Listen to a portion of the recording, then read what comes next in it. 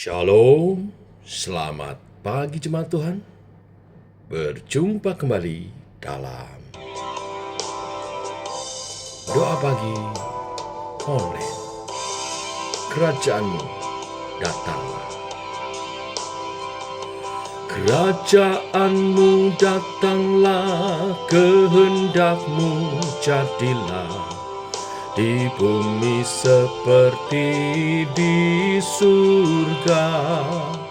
Kerajaanmu datanglah, kehendakmu jadilah, di bumi seperti di surga. Muliakanlah Raja, segala raja, penguasa di udara diruntuhkan. Biarlah nama Tuhan ditegakkan sekarang, kemuliaan kuasa-Nya atas kita. Kerajaanmu datanglah, kehendakmu jadilah, di bumi seperti di surga. Kerajaanmu datanglah, kehendakmu jadilah, di bumi seperti di surga. Kerajaanmu datanglah, kehendakmu jadilah, di bumi seperti di surga. Muliakanlah Raja, segala raja, penguasa di udara diruntuhkan. Biarlah nama Tuhan ditegakkan sekarang, kemuliaan kuasa-Nya atas kita. Oh, kerajaanmu datanglah, kehendakmu jadilah, di bumi seperti di surga. Kerajaanmu datanglah, kehendakmu jadilah, di bumi seperti di surga.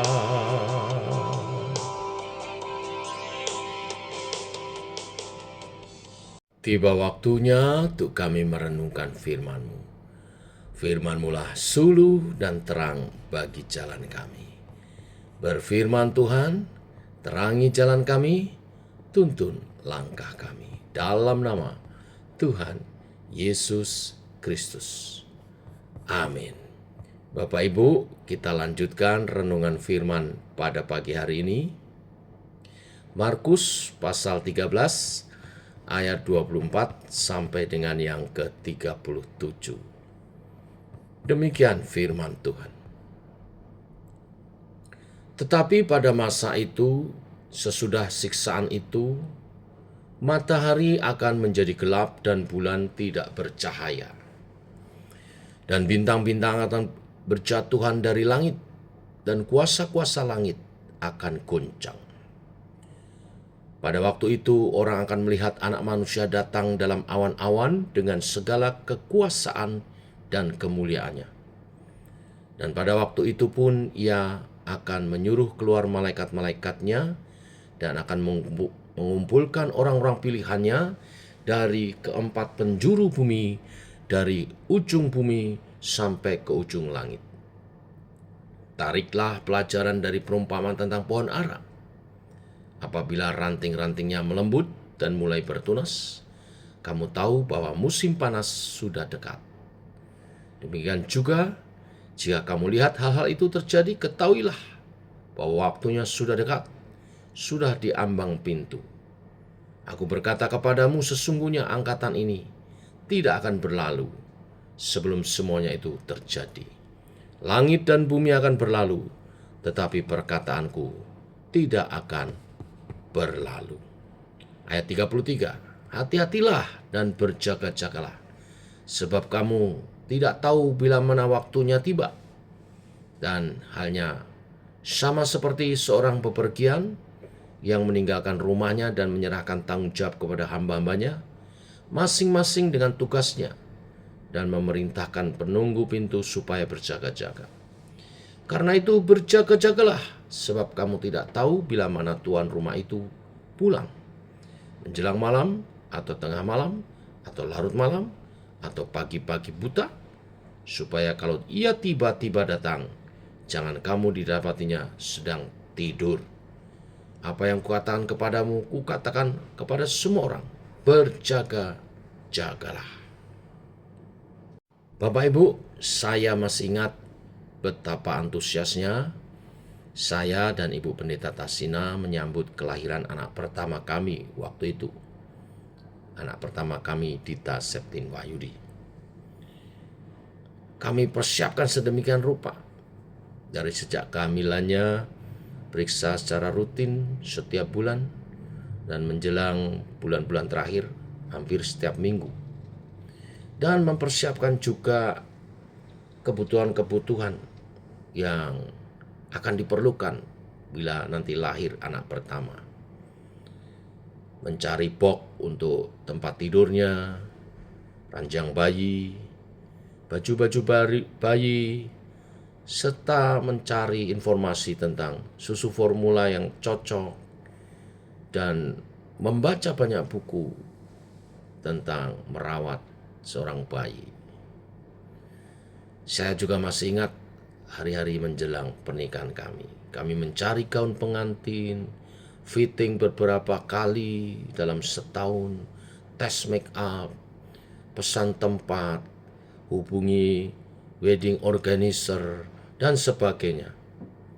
Saya pergi dengan Ibu Tasina, survei restoran, dan segala sesuatu, juga mempersiapkan anggaran kami. Kami mendaftar nama-nama tamu yang ingin kami undang, menyewa mobil pengantin, membeli ranjang, dan sebagainya. Kami berusaha sebaik-baiknya untuk mempersiapkan diri menyambut hari yang kami anggap sangat penting bagi kami waktu itu. Bapak Ibu, Tuhan Yesus menggambarkan hari yang besar saat ia datang kembali untuk kedua kalinya. Anak manusia datang dalam awan-awan dengan segala kekuasaan dan kemuliaannya. Dan pada waktu itu pun ia menyuruh keluar malaikat-malaikatnya dan akan mengumpulkan orang-orang pilihannya dari keempat penjuru bumi. Dari ujung bumi sampai ujung langit. Pemandangan itu tidak terbayangkan.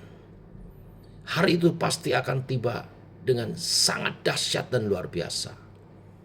Tuhan Yesus berkata, langit dan bumi akan berlalu, tapi perkataanku tidak akan berlalu.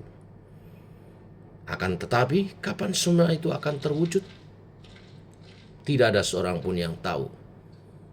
Tuhan hanya memberi tanda pengajaran untuk memperhatikan bila pohon ara mulai bertunas. Tanda kedatangan anak manusia sudah dekat. Dan angkatan ini, satu generasi, tidak akan berlalu. Ada hamba-hamba Tuhan yang menafsirkan pohon ara bicara tentang Israel. Bertunas berarti Israel diakui sebagai negara, yaitu tahun 1948. Dan satu generasi tidak akan berlalu. Artinya satu generasi itu 70-80 tahun. Ini berarti tidak lama lagi, walaupun tidak ada yang tahu kapan tepatnya kedatangan Tuhan itu akan datang. Akan tetapi Tuhan Yesus memastikan bahwa akan ada tanda-tanda kedatangannya yang memberi petunjuk kepada setiap orang percaya. Yang menarik, saat itu Tuhan Yesus tidak menyarankan para pendengarnya menghitung waktu masih berapa lama lagi. Tetapi paling sedikit 4 kali ia mengingatkan mereka untuk berjaga-jaga. Pasal 13 ayat 33, ayat 34, ayat 35, ayat 37. Jadi poinnya di sini memang penting kita memahami tanda-tanda, tapi jangan sibuk berhitung, melainkan lakukan persiapan. Berjaga-jagalah. Kita tahu cara mempersiapkan diri sebelum sampai suatu hari yang kita anggap penting. Seperti di awal saya katakan, saat kelahiran anak, saat pernikahan kita persiapkan sedemikian rupa. Saat saudara wisuda, memperingati ulang tahun dan sebagainya. Akan tetapi, apakah kita juga berjaga-jaga mempersiapkan diri sedemikian rupa dalam menanti kedatangan Kristus kedua kali? Alkitab mengajarkan bahwa berjaga-jaga itu bukan berarti tidak melakukan apa-apa, melainkan justru melakukan tugas dengan setia, melayani dengan setia, menjaga iman dan kekudusan. Tetapi saya sederhanakan, berjaga-jaga itu senantiasa melakukan firman Tuhan, hidup sesuai dengan firman-Nya. Mari kita berjaga-jaga. Selamat bersiap. Tuhan memberkati. Bapa, kami mengucap syukur di pagi yang indah ini, rahmat-Mu baru. Kau memberi kami nafas hidup.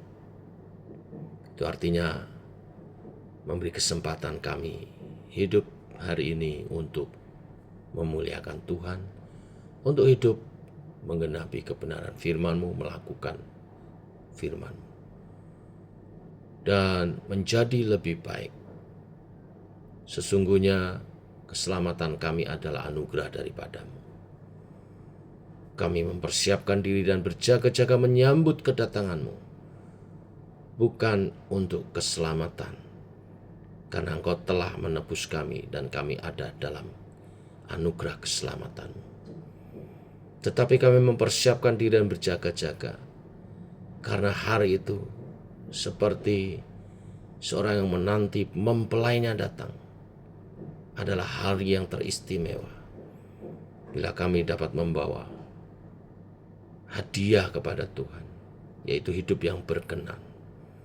Dan kami menerima mahkota yang daripada-Mu, Tuhan, atas segala usaha upaya dalam pelayanan dan perjuangan iman. Allah Roh Kudus, tuntunlah, pimpinlah, dan tolonglah kami hidup berkenan kepada Tuhan, seturut kebenaran firman-Nya, setia melayani sampai akhir. Ini doa kami menyertai sepanjang hari ini, perjalanan hidup kami bersama dengan Tuhan. Dalam nama Tuhan Yesus Kristus. Amin. Demikian saudara doa pagi kita. Selamat pagi. Shalom.